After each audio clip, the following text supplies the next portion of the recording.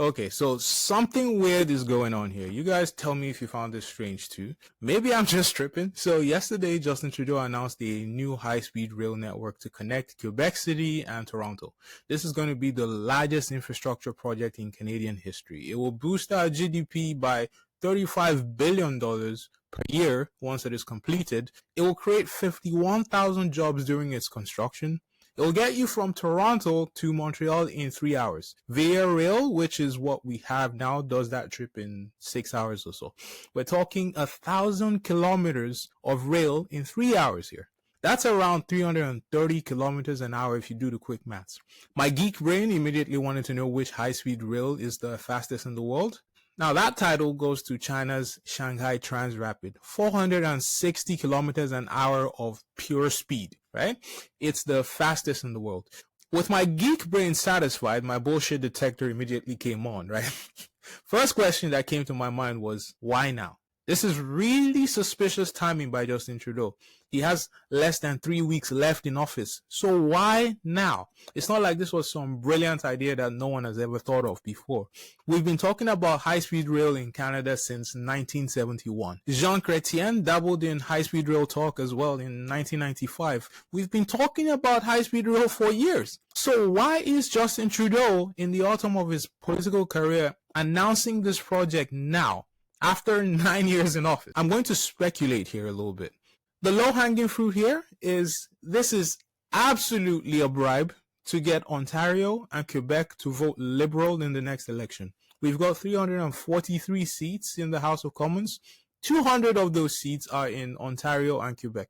Remember, you now need 173 seats to form a majority government in this new format. Those 200 seats in Ontario and Quebec are precious. The Liberals need a good showing in those provinces. So I think this is a favor to Mark Carney.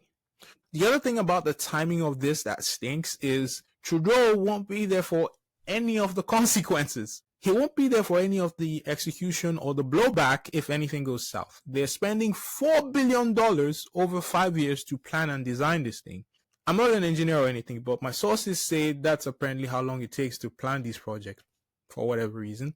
If this goes the way a lot of projects in this country tend to go, I'm talking over time and over budget, someone is going to have to deal with that. Someone's going to have to deal with the fallout of all that.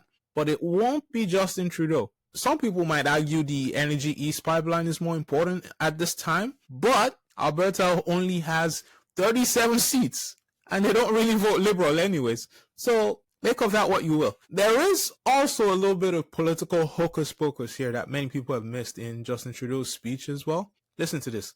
In the contract with the consortium, will there be any guarantees to make sure that if there's a successor, you will have a successor, if there's a next government, let's say the Conservatives, won't be able, or it won't be easy for them to stop the project?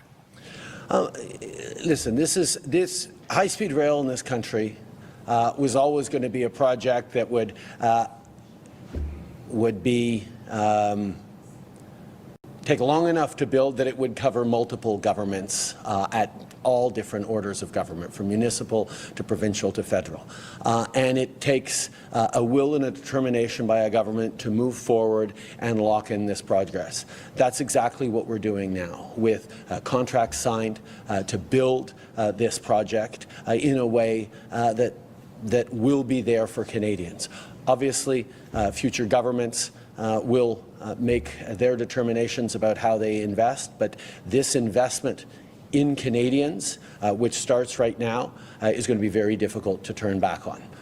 Now, here's why this is sneaky. If Pierre Poilievre says he won't go ahead with this project as Prime Minister, he probably risks pissing off Quebec and Ontario. But if he chooses to follow through on this project, it probably goes against a lot of what he has promised regarding responsible government spending. So you know how the federal deficit is around $62 billion right now? This $4 billion is on top of that.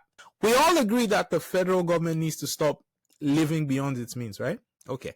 Pierre Poilievre has said that he would work to cut spending and balance the budget. I did a whole episode about how he won't do fuck all. You can check that out after this. It is a lose-lose situation for Pierre Poilievre. Strategically, though, I expect Pierre Poilievre to sit on the fence. Since Parliament is currently prorogued, he can simply say he hasn't had the chance to examine the proposal, so he can't support or oppose. But don't get this twisted, though. These are some games Trudeau is playing here. Trudeau is probably also trying to save/preserve his legacy at the same time. Most people are probably scratching their heads and going, what has Trudeau really done in the last 9 years? Depending on how you feel about recreational marijuana, he gave you 420, you guys. Lots of people will say that is his top achievement. But also, under Justin Trudeau, we've seen great strides in Indigenous relations and reconciliation in Canada. You probably don't feel this right now, but there has actually been a reduction in Canada's poverty rate over the last 9 years. Obviously, the big stick to beat Justin Trudeau with over the last 9 years has been his hindrance of resource development, Bill C-69, the famous No New Pipeline Bill. I know it feels like people have hated Justin Trudeau forever, but I will say this movement to get him out properly started after COVID. He did win 3 elections after all, right? You could say this high-speed rail project as a final act is Justin Trudeau's legacy project. Or could it be something more sinister? Now, I will warn, I'm about to go off the deep end here. But stay with me. Will we find out that there is something shady going on with this contract? I actually had a look at the company that got this contract, this Cadence Consortium. Let me tell you who owns Cadence Consortium. See if any of these names mean anything to you. One of the owners is CDPQ Infra. That's basically a Canadian institutional investor. Then there's Atkins Realis. Pay attention because this is where it gets weird, okay? Do you know what Atkins Realis used to be called? You're about to have your mind absolutely blown. Turns out, Atkins Realis changed its name in September 2023. They rebranded. It actually used to be known as SNC Lavalin. Yes, the same one from the SNC Lavalin affair. The very same one. Those of you who don't remember what the SNC Lavalin affair was about, just look it up. The short summary is, SNC Lavalin faced charges of fraud and corruption related to payments made to Libyan government officials between 2001 and 2011. Libya had a dictator known as Muammar Gaddafi at the time, although recently people have been talking about how he wasn't really a dictator.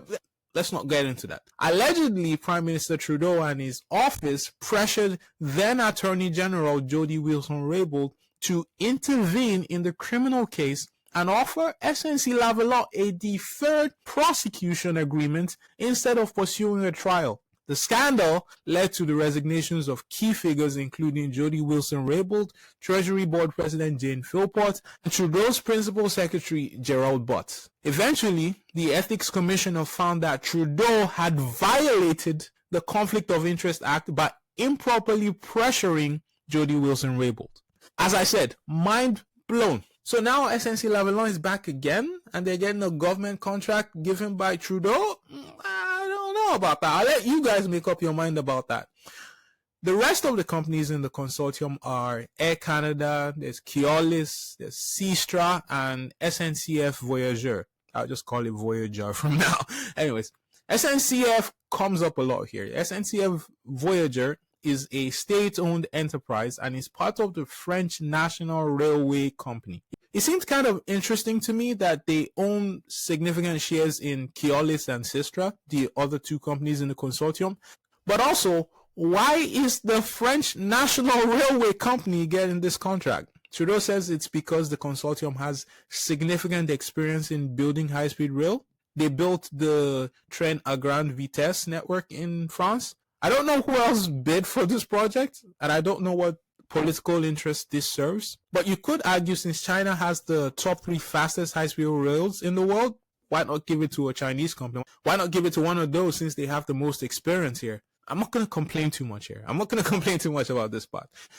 SNCF actually has some clout. They've done some good work in the past. Also, I can see why you wouldn't give this contract to a Chinese company just from the political perspective. But all of this said, that SNC Lavalin thing really bothered me.